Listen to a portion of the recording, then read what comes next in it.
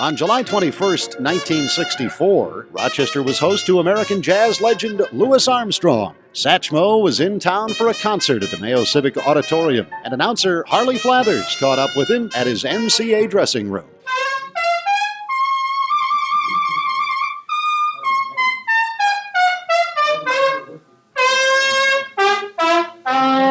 Who gave you that name, Pops? Oh, just the fans, the cats, and the lovers of old Satchmo. Well, where'd you get the name Satchmo? In England, they give me that as a nickname from Dippermouth. And Satchmo, we have all them nicknames, so they abbreviate it and call it Satchmo. You've traveled every continent, haven't you, Louis? Pretty everywhere, yeah. Which continent do you find your greatest reception? Well, they're the same, notes a note in the language. They appreciate it. You lay it on them, they give it to you, you know. You know, unlike Jack Benny, who sometimes has been known to lie a little about his age, you make no bones about your 64. No, it's proud. I'm proud of it, and I could go another 64 and be just another happy, you know. You always been this happy? Yeah, since I was born, yeah. When did you start with the trumpet? Almost since I was born. One, since I was 13 years old. 13. Professionally? Yeah.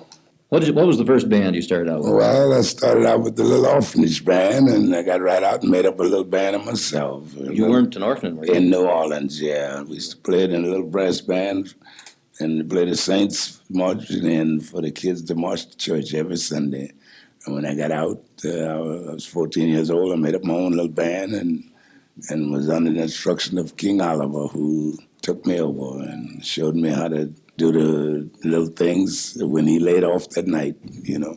Was New Orleans always your main stamping grounds, or have you made your home in other cities? No, New Orleans always been my stomping grounds, and I'll never forget it. I owe lots to New Orleans. How many nights a week are you actually playing now? You're on the road quite an extended Every tour. night, yeah. We don't mind. It's the same as if we was playing in some joint. I mean, in some nightclub. Every night it's the same thing. I mean, the hardest part about it is traveling to get to these places, but we work the same every night, you know. Louis, is Mac the Knife bigger than Hello Dolly? Well, I don't think it was. No, it was a big one, Mac the Knife and Blueberry, which is still, the public always expect me to do it every time I give a concert. But Dolly jumped up there and cut them all, I think. Up until Dolly, those were your two most requested, were they? Yeah.